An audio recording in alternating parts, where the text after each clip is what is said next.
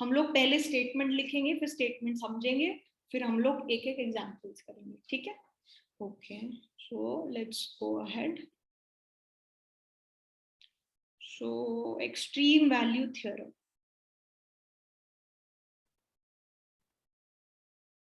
Extreme value theorem. सो extreme value theorem क्या बोलती है?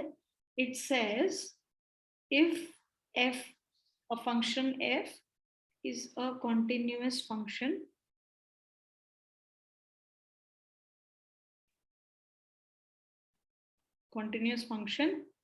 over a closed and bounded set S. अब ये बार बार जो हमने पढ़ा है ये बार बार आते रहेंगे कि सॉरी कि हमारा जो सेट है वो क्लोज्ड भी है और बाउंडेड भी है. मतलब वो क्या है? What is it? Compact set.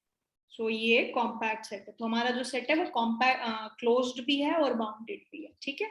Okay, तो उस सेट के लिए हम बात कर रहे हैं. मतलब हमारी जो डोमेन है वो क्लोज्ड भी है और बाउंडेड भी है. अब in Rn, then there exist both a maximum C point को हमने बोला है maximum,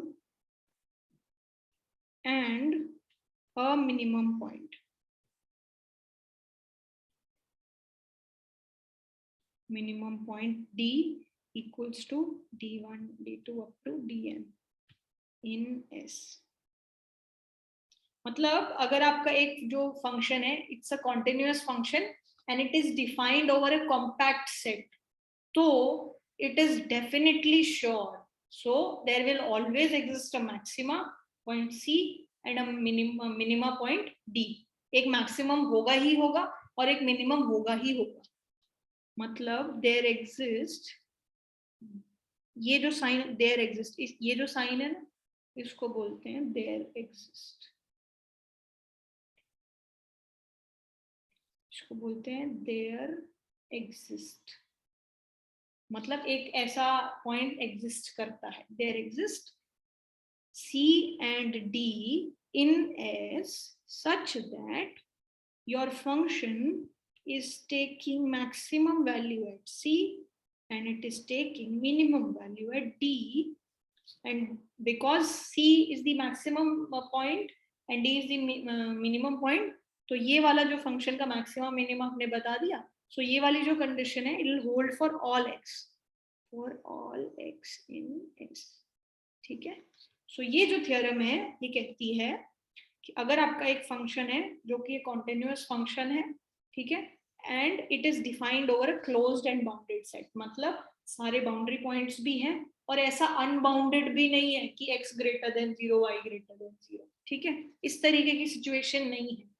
तो क्लोज्ड भी है, बाउंडेड भी है, तो such a function will always have a maxima and will always have a minimum. So इसी को और एक और तरीके से कैसे लिख दिया कि there exists C and D in set S such that D will be the minimum point and C will be the maximum point. So इसको बोलते हैं, we call it a existence theorem. So this is a pure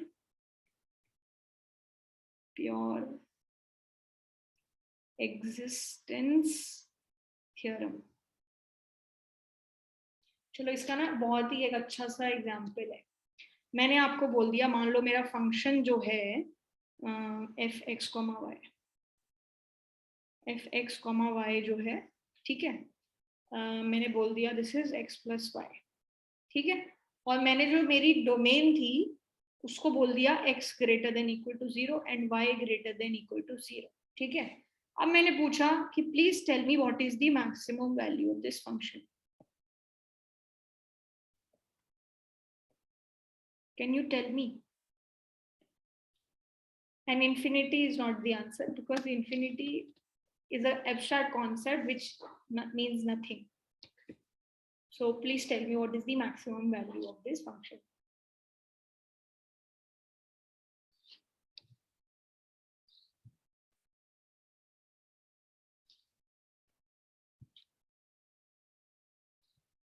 Will you be able to tell me the maximum value of this function? I don't know. मान लो कोई बात नहीं, try करते हैं. चलो, x हमने बोला x की वैल्यू ग्रेटर देन 0 होनी चाहिए, y की ग्रेटर देन 0 होनी चाहिए. तो और ये दोनों एडिटिव हैं, मतलब x की मैक्सिमम वैल्यू ले लो और y की मैक्सिमम वैल्यू ले लो और ऐड कर दो तो मैक्सिमम वैल्यू आ जाएगी. तो x की मैं क्या वैल्यू पिक कर सकती हूँ? Ma'am anything, right? मतलब कुछ भी पिक कर सकते हो. मान लो, चलो y ना फालतू में y ऐड भी नहीं करते, y क्यों कॉम्प्लिकेट कर रहे हैं, सिर्फ x के बारे में ही बात कर लेते हैं, सिर्फ इसी की मैक्सिमम वैल्यू की बात करते हैं. ठीक है, चलो, तो x की कोई एक मैक्सिमम वैल्यू बोलो कि इस फंक्शन की मैक्सिमम वैल्यू क्या होगी, क्योंकि आप कुछ बोल ही नहीं पाओगे. आप मुझे बोलोगे 100, मैं बोलूंगी नहीं 101. आप मुझे बोलोगे 10,000, मैं बोलूंगी नहीं 10,001. आप मुझे कोई भी नंबर दोगे, मैं आपको एक ऐड करके बड़ा नंबर दे दूंगी और बोलूंगी कि ये है maximum value. So now are you getting why we need a bounded set in order to define maxima?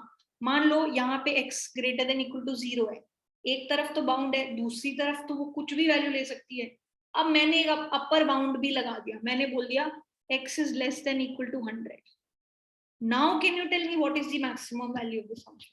100, right? क्योंकि आपने ना एक ब्रेक लगा दी कि x की वैल्यू इससे इसके बीच में ही होगी. तो जब भी हमारे पास ऐसी सिचुएशन आ जाती है तो जो है हम लोग बोल सकते हैं कि what is the maximum value. चलो एक और इंटरेस्टिंग चीज बताती हूँ. अब मैंने क्या किया, मैंने आपको ये तो बता दिया कि x की वैल्यू जो है इज लेस देन 100 बोल दिया, इक्वल टू नहीं बोला. तो अब मेरे को मैक्सिमम वैल्यू बताओ इस फंक्शन. 99. Yes. अच्छा, तो आपने बोला 99, मैंने बोला 99.1. 99.99999 बार. ठीक है, आपने बोला 99.9999 बार, मैं +1 कर दिया, मैंने उसमें +1 कर दिया.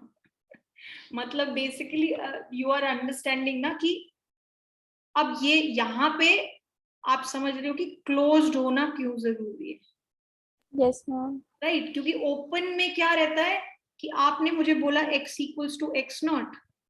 ठीक है, तो मैंने क्या किया, x0 मान लो आपने बोला कि x0 पे मैक्सिमम वैल्यू है. ठीक है, फिर मैंने क्या किया, x0 और 100 के बीच में देखा डिस्टेंस क्या है. मान लो x0 आपने बोला 99. ठीक है, मैंने क्या किया, इन दोनों के बीच का डिस्टेंस देखा, डिस्टेंस कितना है 1, और हाफ कर दिया और उसमें ऐड कर दिया. तो मैंने बोला x0 + 1/2 जो है मतलब 99.5 जो है that is the maximum value. फिर आपने बोला नहीं नहीं नहीं मैं 99.5 ले रही हूँ. तो मैंने क्या किया, 99.5 और 100 के बीच का डिस्टेंस लिया विच इज 0.5, उसको 2 से डिवाइड किया 0.25, और मैंने बोला नहीं नहीं नहीं नहीं ये है मैक्सिमम वैल्यू 99.75. फिर क्या किया, फिर से सेम प्रोसेस. मतलब देख रहे हो ये प्रोसेस कभी खत्म नहीं होगा, ये चलता रहेगा, आपकी उम्र बीत जाएगी बट ये प्रोसेस नहीं खत्म होगा. So that is why we need a closed thing here, because open चीजों में आप डिफाइन ही नहीं कर सकते कि क्या मैक्सिमम वैल्यू. आपको दिख रहा है कि 100 अगर होता तो 100 मैक्सिमम हो जाता, बट वो 100 जो है इस सेट का मेंबर ही नहीं है. So that is why we need a closeness here. And we also talked about कि बाउंडेड क्यों चाहिए, जब बाउंड ही नहीं है तो फिर तो कुछ भी वैल्यू ले सकते हैं, right? So because things become bounded and closed, that is why it is saying कि जब भी एक क्लोज्ड सेट और एक बाउंडेड सेट होगा आपकी मैक्सिमम वैल्यू जो है वो डेफिनेटली एग्जिस्ट करेगी ही. Is this fine? Yes ma'am. Okay, so now let's